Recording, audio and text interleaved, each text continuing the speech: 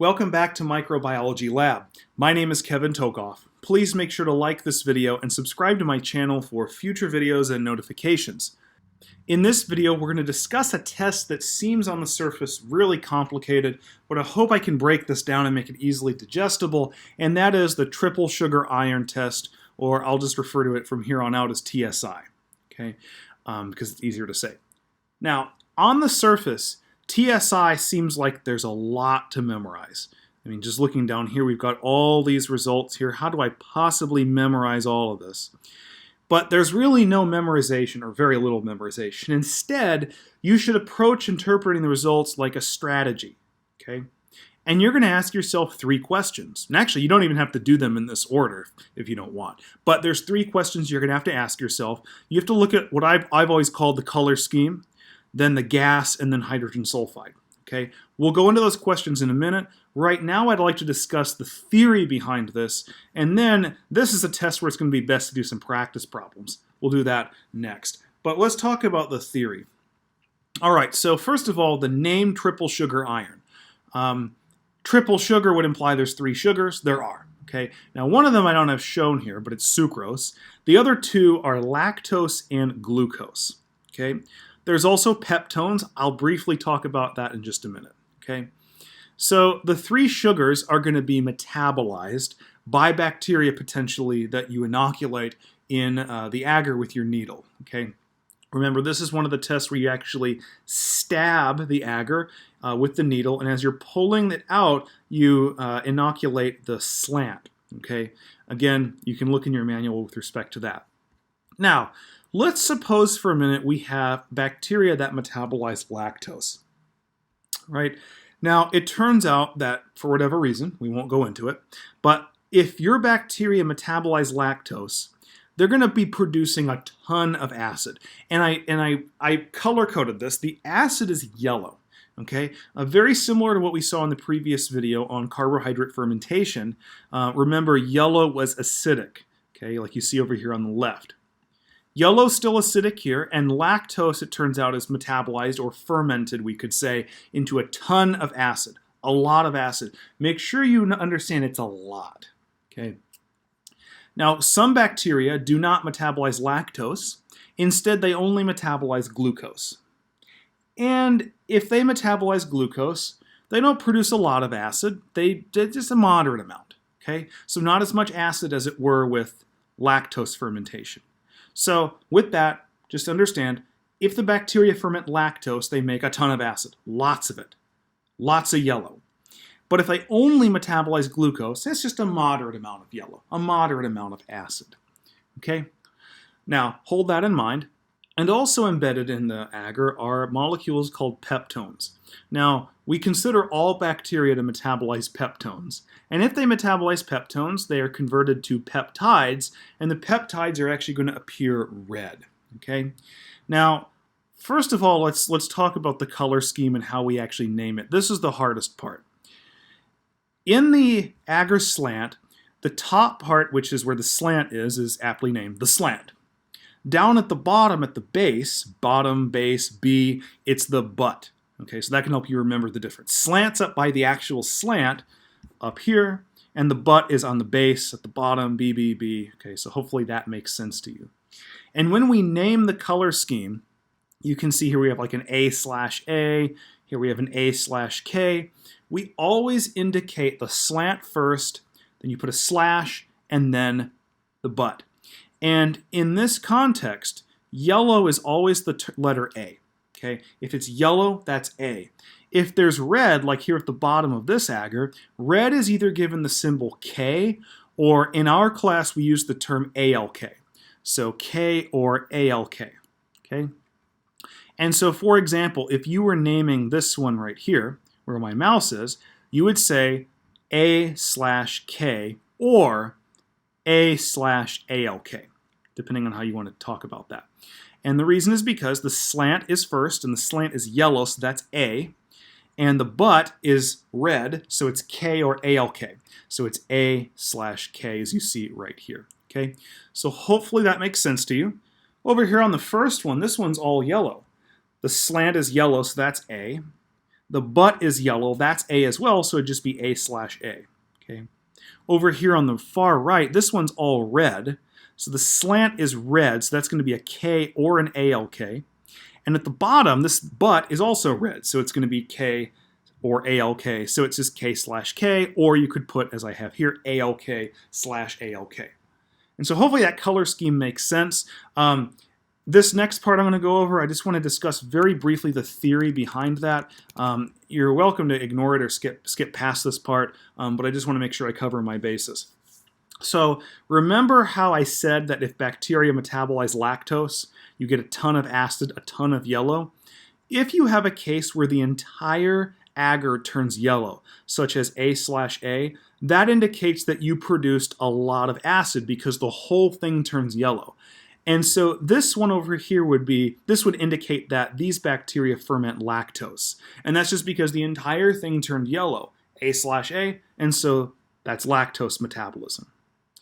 Over here on the far right, K/K or ALK/A, this is all red.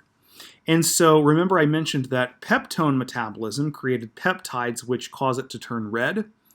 And so over here, these bacteria are only metabolizing peptones. And that's why this is all red. Now, in any of these cases, we won't see this kind right here, but any case where there's a mixture of red and yellow, and typically we're going to see the red at the top and the yellow at the butt. This is a mixture. This is indicative of glucose fermentation. Remember I said it's a moderate amount of acid? And so we're not getting as much yellow. We're getting some yellow, but not all of it turns yellow. So we're going to have some red there. And the red that's there, such as this red at the slant, at this one where my mouse is, that red is actually due to peptone metabolism. Okay? Remember, at all times, these bacteria are metabolizing peptones. So they're always producing these peptides. The reason that you see this red here, even though there's some yellow at the butt, is because this is glucose metabolism. It's only producing a moderate amount of acid, a moderate amount of yellow. So only some of the red is able to be masked by the yellow. Okay? So down here, there's still peptone metabolism, but the yellow kind of overpowers the red, and so you don't see the red down here. You only see it at the top because there's only enough yellow to cover what's at the butt. Okay? Over here on the far left, this A/A case, it is fermenting lactose. It's also metabolizing peptones. So why isn't any of it red? Well, yellow in this test always masks red. So there is peptone metabolism here, but you can't see it because the yellow covers up the red. In other words, it overpowers the red.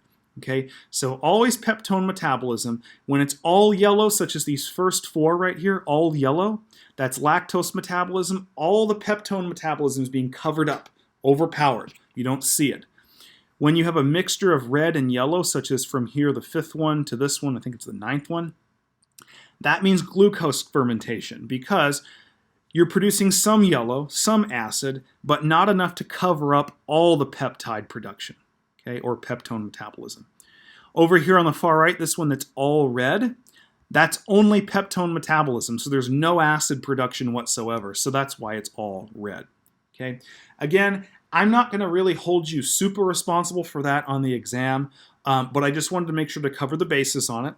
So hopefully now you understand how to classify the color scheme. That's the first thing you ask. The second thing, this is easy. Is there gas? So the way the gas manifests itself, it manifests itself in two ways. One way is you can see these little bubbles right here that are inside the agar, just somewhere inside here. You'll probably see them more as inconsistencies within the agar. They're fairly easily recognizable, but they're little pockets of space inside the agar itself. Okay. Now, what I've seen actually most of the time is actually the gas production occurs at the bottom of the agar. Okay, and actually what it'll do is it'll actually lift the agar actually off of the bottom of the test tube like a rocket. I'll skip to the examples just for a second just to show you. It's actually this third one, what we see right here. Notice that the bottom of the agar has actually been lifted off of the bottom of the test tube, and that physical space right there is the gas. It actually shoots it off like a rocket, so to speak. That's normally how I've seen the gas, but you can see these as these little bubbles inside the agar itself. Okay? And if there's gas, you just kind of tack that on. So for example, this one right here, the second one, if we look at the color scheme first, it's obviously A/A because the slant is yellow, A, the butt is yellow, A, so A/A, but then there's also gas. So we just kind of tack on everything after that. It's A/A, then we put gas. So usually what you'll see is A/A, and then they'll put a comma or a semicolon and then gas. And sometimes they'll just put a G for gas. I don't care how you do it as long as you indicate A/A and gas. All right, and we got another one right here. Let's look at this. This color scheme would be K/A or ALK/A because the slant is red, so K or ALK. The butt is yellow, A, so that's where you get this K/A. And then clearly there's some gas in here. So you just tack on a gas. You just keep tacking them on, okay? That's the second question. That one's pretty simple. The third one is also pretty simple. This is hydrogen sulfide.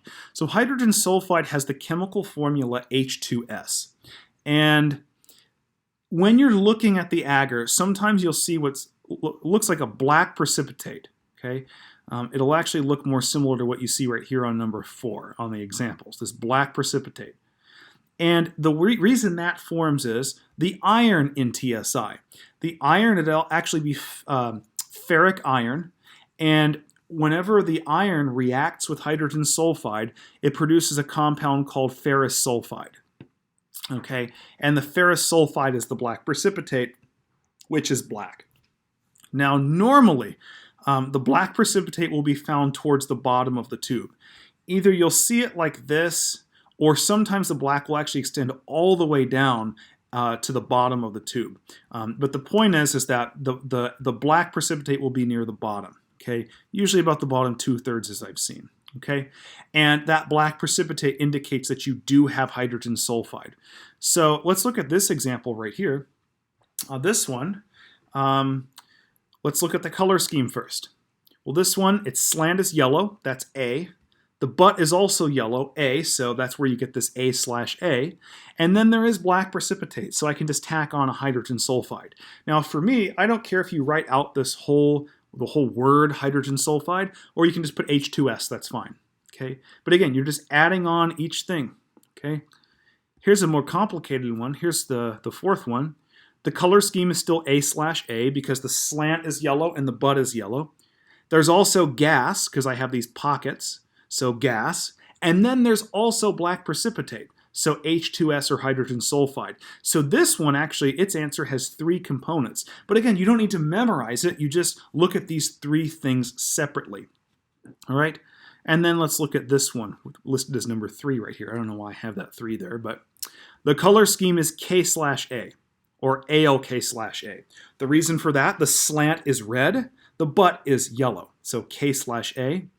And then this clearly has some black precipitate, so you just tack on hydrogen sulfide or H2S.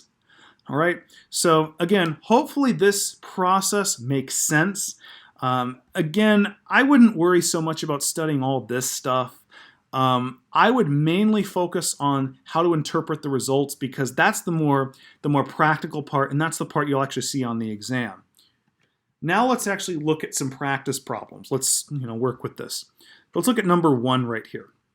How would you classify this TSI reaction? Well, it appears to me that it's all red. The slant is red, and the butt is red. So that to me says K/K, or if you're doing it the way that we do it at our university, it's ALK/ALK.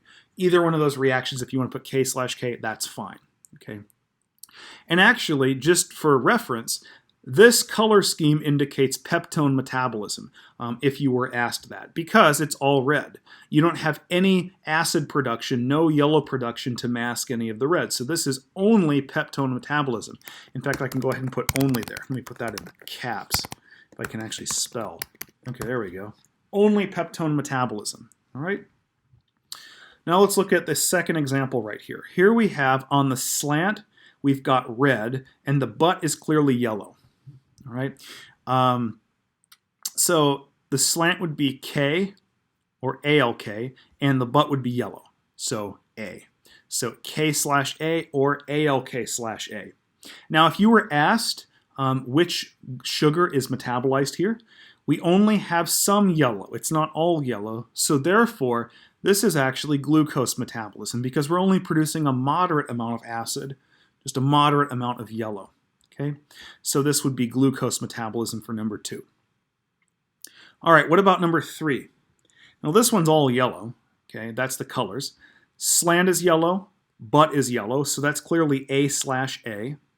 And there's gas down here at the bottom. Now again, it looks to me like you actually, it's hard to tell with this low resolution picture, but you can kind of see relative to some of these others over here, there's some inconsistencies within the agar. I would actually have to go in and look at it in person. These might actually be little gas bubbles within the agar, but clearly there's a giant gas bubble down here where it actually was so massive, so much pressure, it lifted the agar right off the base of the test tube. That is clearly gas. And so our answer would be A/A, and we can put comma gas, we can put semicolon gas, or just a G for gas. However you want to do it, that's fine with me. But this is typically the way we do it. And this A/A, since it's all yellow, indicates we got a ton of acid, so therefore that's lactose metabolism, but we also have gas production. All right? Now, number 4 here. Let's look at the color scheme. Now there is some black hiding some of it, but we can see red at the top at the slant and yellow at the bottom at the butt. So this color scheme would be K/A or ALK/A because the slant is red, K, the butt is yellow, A. But we have this black precipitate right here, so that's going to be indicative of H2S or hydrogen sulfide. And so if I wanted to write this out as an answer, I would put K/A, comma, or semicolon H2S. All right. Now this is indicative of glucose metabolism, similar to number 2, because we only have some yellow. It's not all yellow, so it's glucose metabolism. Now the black precipitate means we either have sulfate reduction or hydrogen sulfide production. Technically, these two terms mean the same thing, because in order to produce hydrogen sulfide, the process is actually called sulfate reduction. In fact, these would actually be considered sulfate-reducing bacteria. It probably depends on your course as to which term you use, but this sulfate reduction, just note, is the same thing as hydrogen sulfide production. Where I teach, we term it hydrogen sulfide production. But hopefully these examples give you a good understanding of triple sugar iron agar, and just make sure that, at least for the purpose of my class, you majorly focus on interpreting the results. There's a few other things to understand, very minor things, such as the pH indicator for this test is going to be phenol red. You should know that. In fact, that's also the pH indicator for carbohydrate fermentation, and then also urease, which we're going to cover in the next video. But please make sure that you, at the very least, make sure you've got how to interpret the results. Take it stepwise, a strategy. Color scheme first, then ask if there's gas, and then ask if there's hydrogen sulfide. Don't memorize all of these cases. Don't do it. It'll be way too hard. Learn the strategy of how to do this, and hopefully it makes sense. So please make sure to like this video and subscribe to my channel. And in the next video, we're going to discuss the urease test. See you then.